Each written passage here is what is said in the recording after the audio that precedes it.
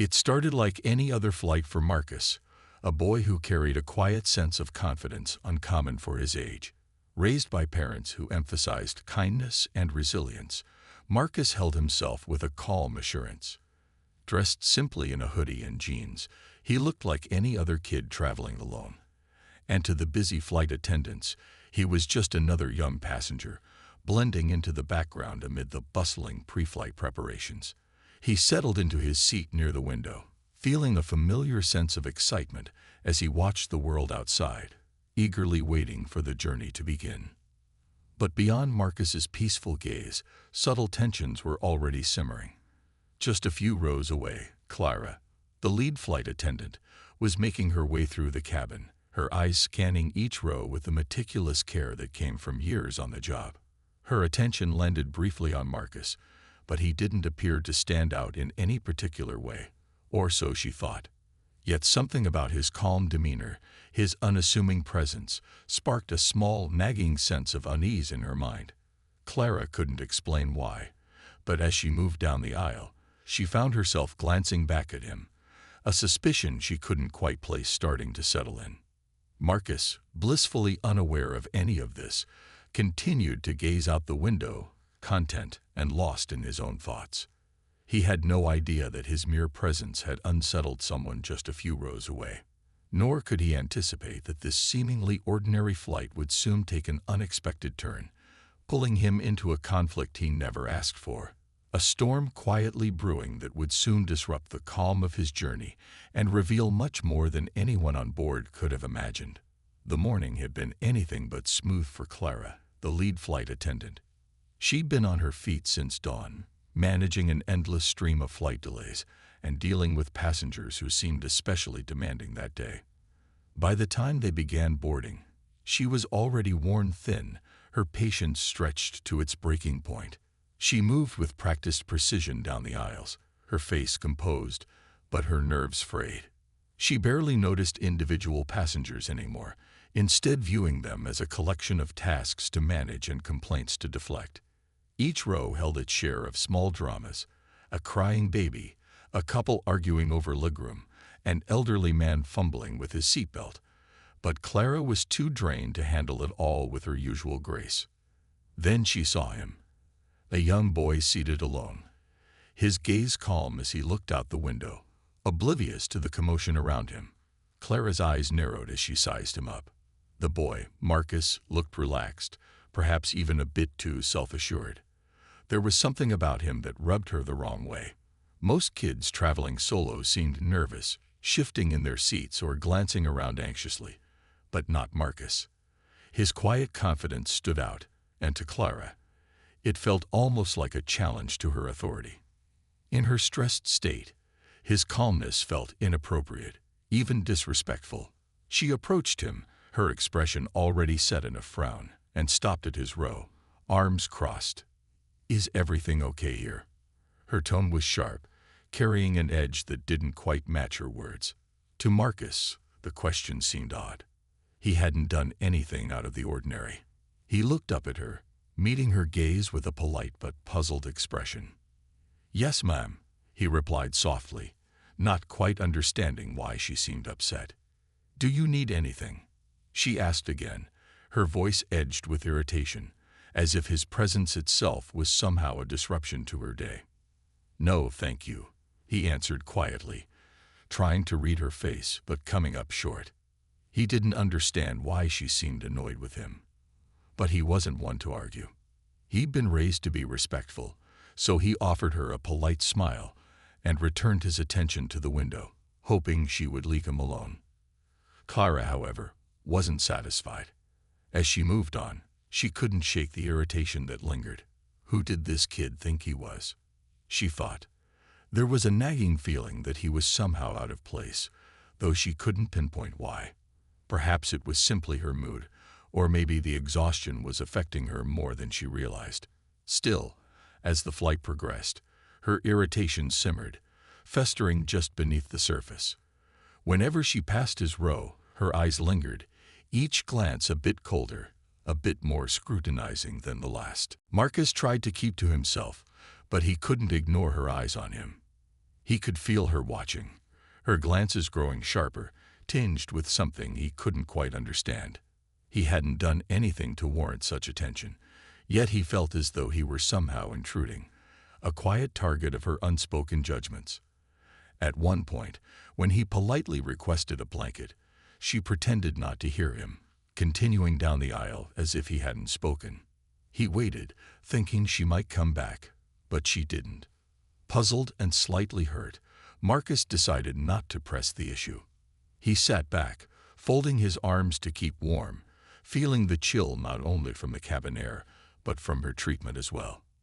Later, when the snack cart came around, Marcus asked for a drink, his voice just loud enough to be heard over the sounds of wrappers and cups being handed out. Clara's eyes met his, but there was no warmth in her gaze. She handed him a small cup with a reluctant hand, as if it were an inconvenience. When she served other passengers, she smiled, engaged in light banter, but when she reached Marcus, her expression turned blank, her politeness vanishing. The other passengers began to notice. A woman across the aisle exchanged a glance with her husband, her eyebrows raised in concern. A man seated a few rows back watched Clara's interactions with Marcus, his face a mixture of curiosity and discomfort. It wasn't overt, but something about her tone, the coldness in her demeanor, stood out. Some passengers muttered quietly to one another, but no one said anything directly. As the flight continued, Marcus grew quieter, sinking further into his seat. The excitement he'd felt at the beginning of the journey had faded, replaced by a growing unease. He couldn't understand why the flight attendant seemed to single him out, but he knew better than to argue or make a fuss. He'd been taught to be respectful, to let small things slide, but the persistent chill in her gaze gnawed at him. For Clara, the minutes ticked by, each one seeming to fuel her irritation further. She couldn't explain why she felt so unsettled by the boy, but it was there, an inexplicable resentment simmering beneath the surface. She began to see each of his requests, each polite, "excuse me," or "thank you," as somehow impertinent, as if he were silently challenging her authority. To the other passengers, the flight was unfolding like any other, punctuated by occasional turbulence and the soft murmur of conversations. But for Marcus and Clara, a silent conflict had taken hold, a tension that only grew with each passing hour, building to an inevitable confrontation neither of them saw coming.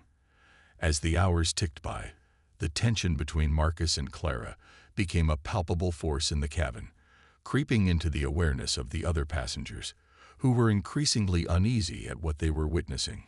Clara's attitude had only grown more dismissive, more openly cold, and Marcus, sensitive to the subtle signals in people's behavior, could feel the weight of her disdain with every passing glance. He tried to ignore her. After all, he'd been taught that sometimes people act out of their own issues, not because of anything you did, but it was hard to overlook the constant looks and the way her lips moved in barely audible mutters as she passed him, as if his mere presence somehow offended her. At first, he thought he might be imagining it, but as the minutes turned into hours, it became undeniable. Each time she walked by, her gaze lingered just a little longer on him, her eyes narrowing with something he couldn't quite place. It wasn't mere annoyance. It felt almost like suspicion, as if she believed he didn't belong. The other passengers began to notice, too. A couple seated a few rows behind him exchanged glances whenever Clara passed by, brows furrowed as they observed her treatment of Marcus. A mother with her young daughter caught Clara's pointed look at Marcus and raised an eyebrow in silent disapproval. But despite the growing discomfort around them, nobody said a word. It was as if an unspoken rule had settled over the cabin. Everyone sensed that something was wrong, but no one wanted to be the one to disrupt the peace. Marcus, meanwhile, sat quietly, trying to shrink into his seat and stay out of her way. He wanted to be as inconspicuous as possible, not because he felt he'd done anything wrong, but because he'd learned over time that sometimes retreat was the best way to handle unwarranted hostility. It was a skill he'd developed from a young age, letting things slide, focusing on his own calm, not letting others' negativity disturb his inner peace. But despite his best efforts, Clara's hostility continued to wear on him, each glance chipping away at his resolve to ignore it. At one point, feeling both thirsty and emboldened, Marcus decided to stand up and walk toward the back of the plane to ask for a glass of water. He'd noticed other passengers going to the galley without issue, but as he rose from his seat and took a step into the aisle, Clara appeared, almost as if she'd been waiting for him. She stopped him abruptly, her face twisted in annoyance. "Can't you just sit down and wait like everyone else?" she snapped, her voice laced with a barely concealed disdain that caught the attention of nearby passengers.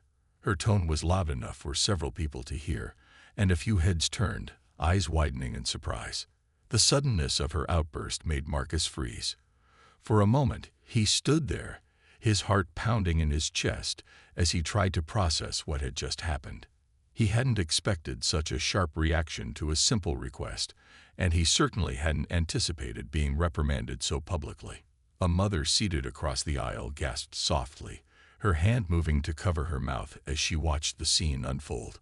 But Marcus, demonstrating a maturity well beyond his years, simply nodded and quietly returned to his seat.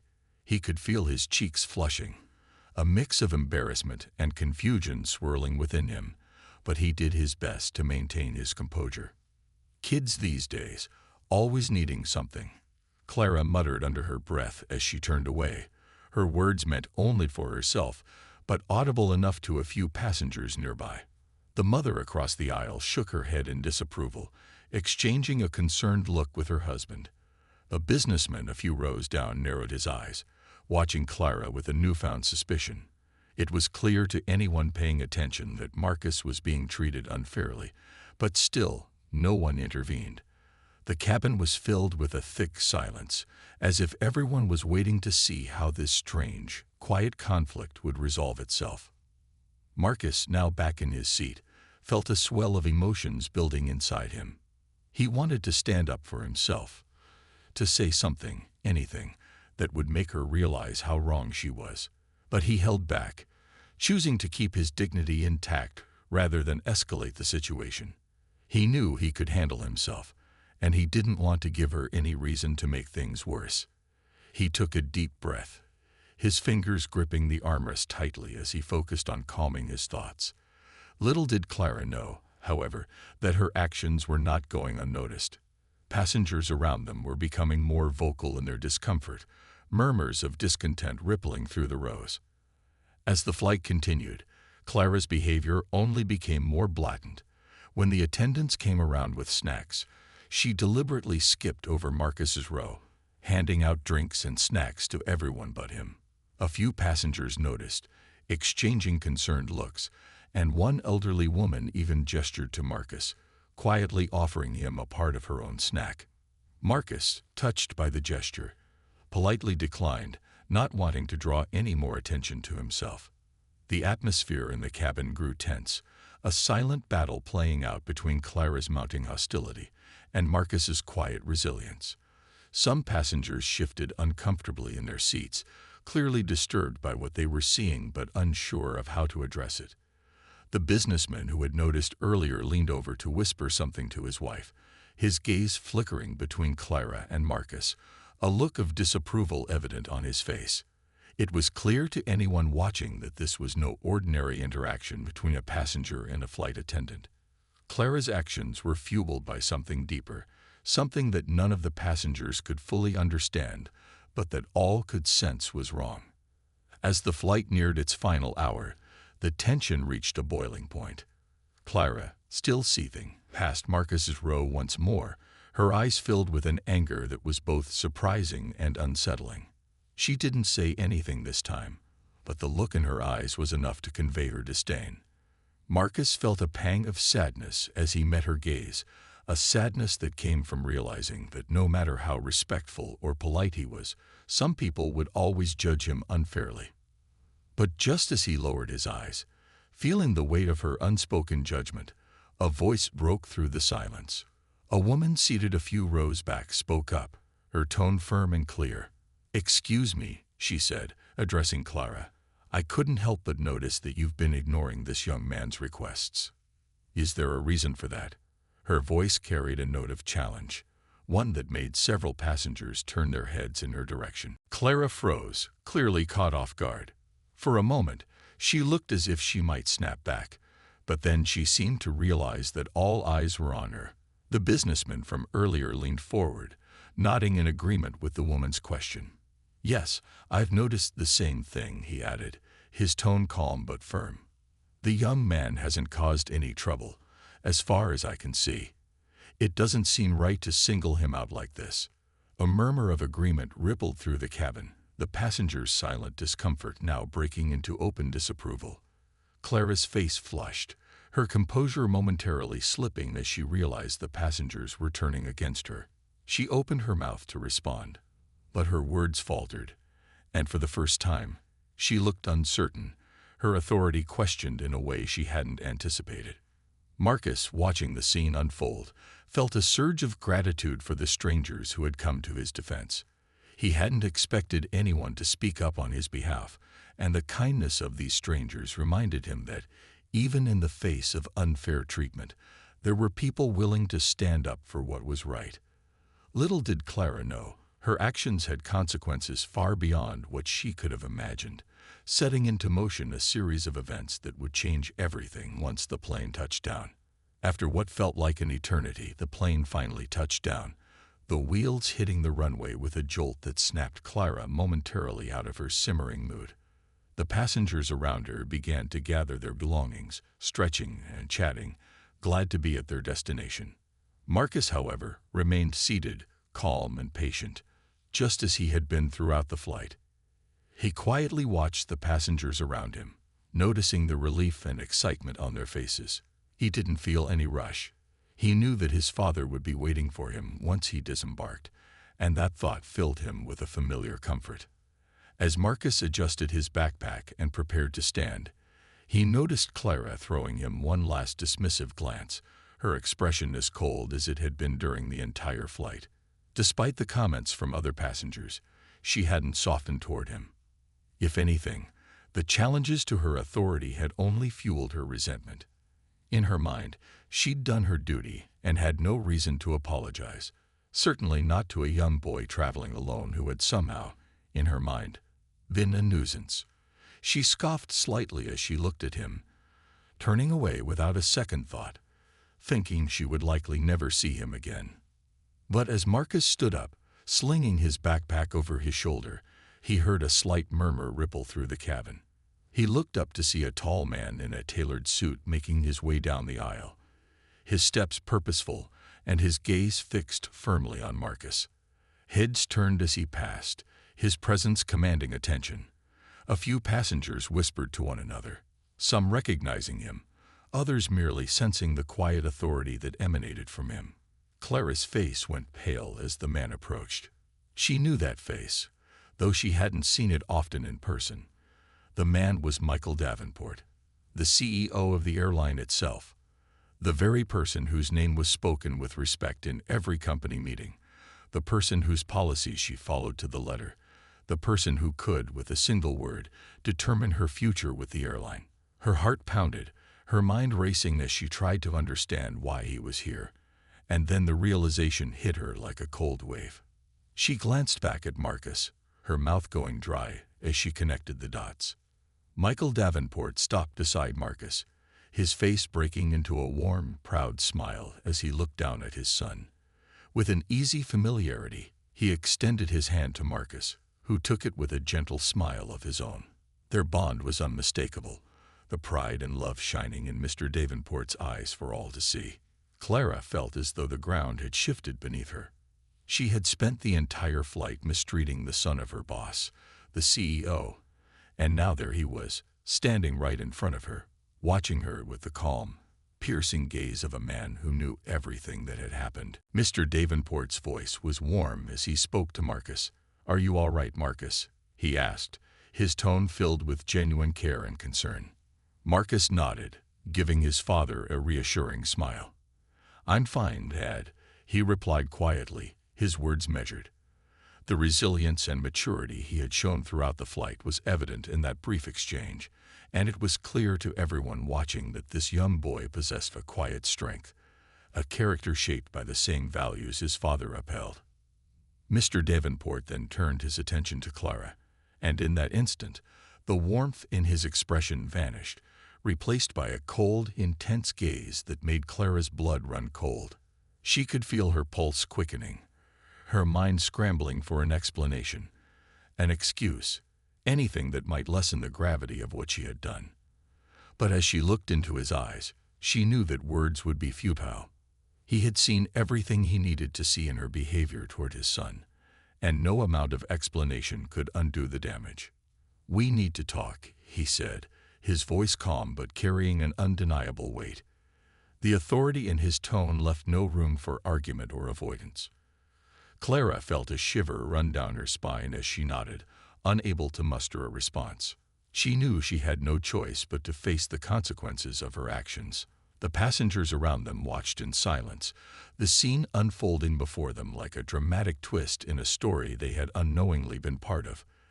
They had witnessed Clara's treatment of Marcus, had sensed the unfairness in her actions, and now, in a moment of poetic justice, they were seeing her held accountable.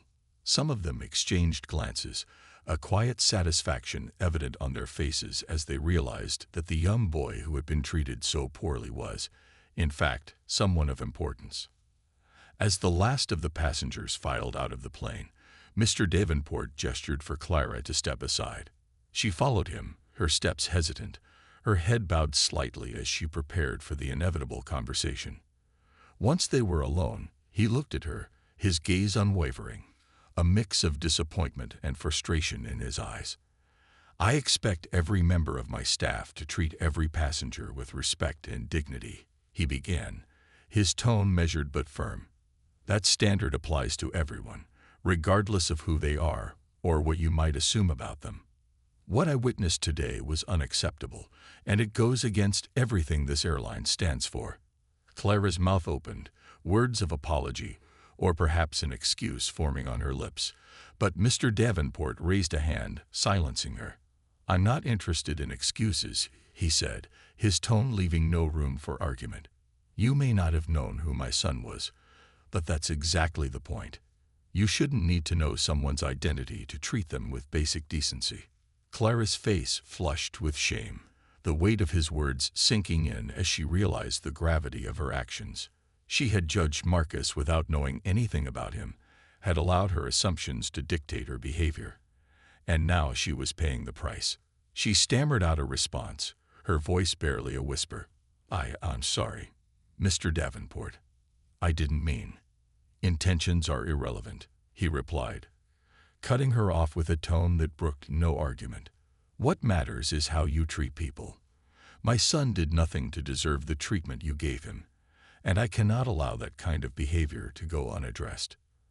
The weight of her actions hit Clara like a tidal wave. She felt a deep sense of regret, not only for the consequences she now faced, but for the way she had allowed her biases to cloud her judgment.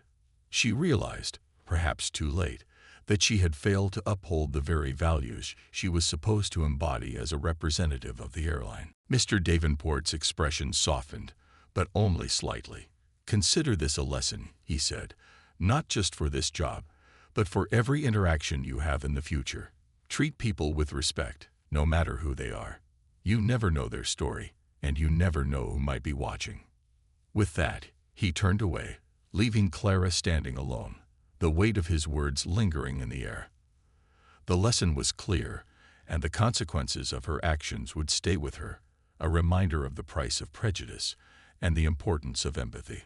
As Marcus and his father walked away, Clara watched them, a mixture of regret and newfound understanding filling her heart. She knew that she had been given a second chance, an opportunity to reflect on her actions and change. And as she watched Marcus disappear into the crowd with his father by his side, she vowed to carry that lesson with her, hoping that it would guide her in the future interactions that lay ahead. As Clara was escorted away by airport staff, the scene left the entire cabin in stunned silence. Passengers who had only moments ago been gathering their belongings and preparing to leave now found themselves transfixed, watching as justice unfolded before them. Whispers filled the air, soft but unmistakable, as people shared their shock and disbelief, piecing together the events that had led to this unexpected turn. Many of them had noticed Clara's treatment of Marcus during the flight. The cold stares, the ignored requests, the curt remarks that felt too pointed to be casual. Some passengers, who had quietly muttered their discomfort or cast disapproving looks, now felt a sense of vindication. Seeing Clara being led away was a satisfying confirmation that her actions had not gone unnoticed. It was poetic justice in its truest form, as those who had watched from the sidelines now realized the young boy who had been treated so poorly was, in fact, the son of the very man who held Clara's career in his hands. At the front of the cabin, Michael Davenport, Marcus's father, stood tall, his presence calm yet commanding. He turned to face the passengers, many of whom still stared at him with a mixture of respect and curiosity. Michael was well known in the airline industry for his fair and compassionate leadership, a man who expected the best from his employees, but also held himself to those same high standards. He rarely made public appearances like this, and the sight of him addressing the crowd felt like a moment of significance for everyone present. Without raising his voice, he began to speak, his words carrying the weight of both authority and compassion.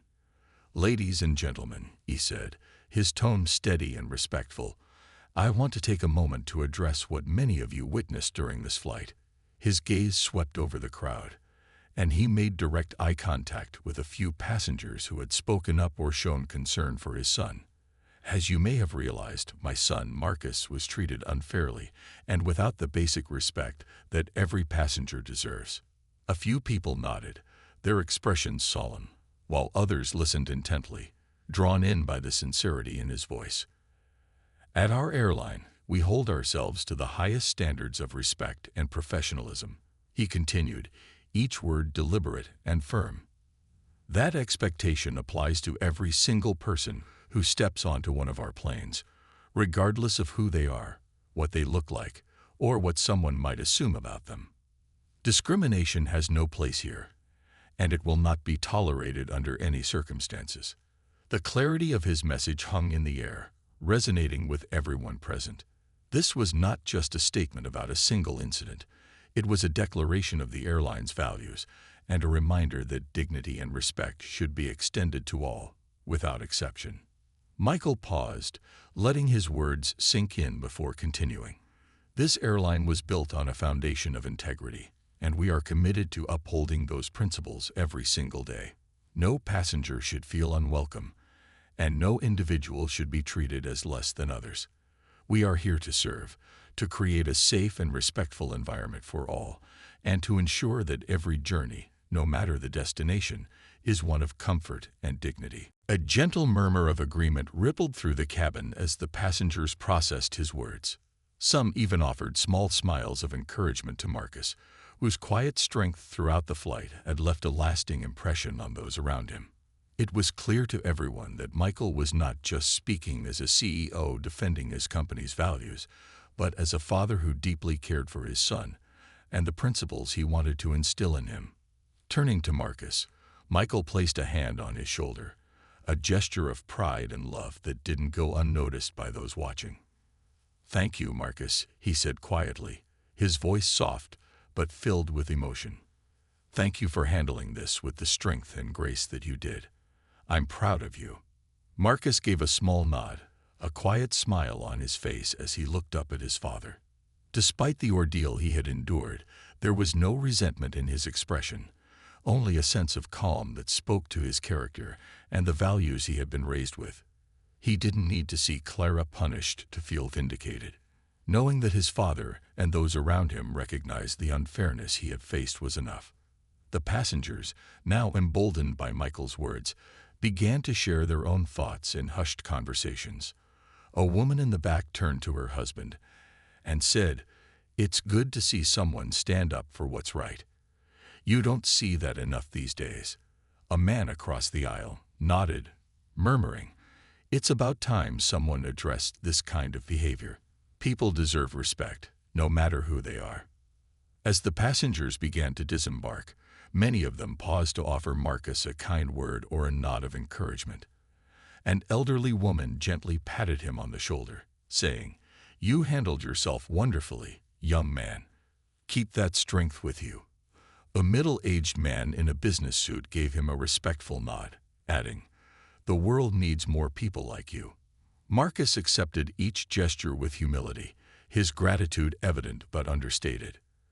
As the crowd thinned, Michael Davenport took a moment to address the remaining staff on board, ensuring that they understood the gravity of what had happened and the values that he expected them to uphold. His words were clear and purposeful, a reminder that every employee represented the airline's mission and that their behavior reflected directly on the company's integrity. For those who had watched Clara's actions in silence, it was a wake-up call, a reminder that they, too, had a responsibility to stand against unfair treatment and uphold the principles that their leader so clearly valued. Finally, as Marcus and his father made their way through the airport, he looked up at Michael with a newfound understanding.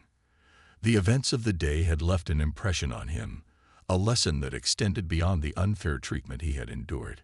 He saw in his father's actions a model of what it meant to lead with strength and compassion, to address injustice without anger, but with a resolve to make things right. "Thank you, Dad," Marcus said softly, his voice filled with genuine appreciation. Michael smiled, squeezing his son's shoulder. "I'm proud of you, Marcus. You handled yourself with dignity and patience.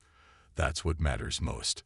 As they walked toward the exit, Marcus felt a quiet sense of closure, a reassurance that justice had been served not through anger or revenge, but through understanding and accountability. It was a lesson he would carry with him, a reminder that in a world that sometimes failed to see people for who they truly were, it was still possible to stand up for what was right, to lead by example, just as his father had done. In that moment, he realized that his father's influence went beyond the airline he led. It was a legacy of respect, empathy, and integrity that he would one day strive to live up to, a testament to the power of standing firm in one's values.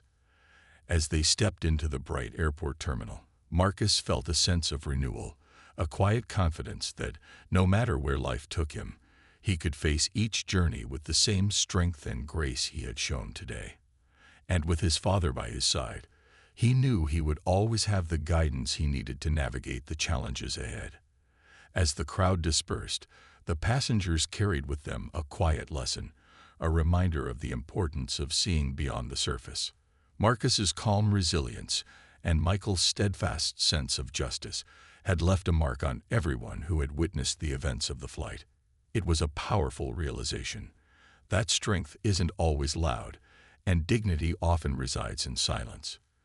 People left with a renewed sense of humility, understanding that judgments based on appearance or assumptions could easily blind one to the truth of a person's character. Many passengers found themselves reflecting on how they might have acted in Clara's place, or considering moments in their own lives when they might have overlooked someone or made unfair assumptions. In Marcus, they saw an example of patience and strength that defied his young age, and in Michael, they saw a leader who used his authority not to punish, but to teach, to uphold respect and fairness.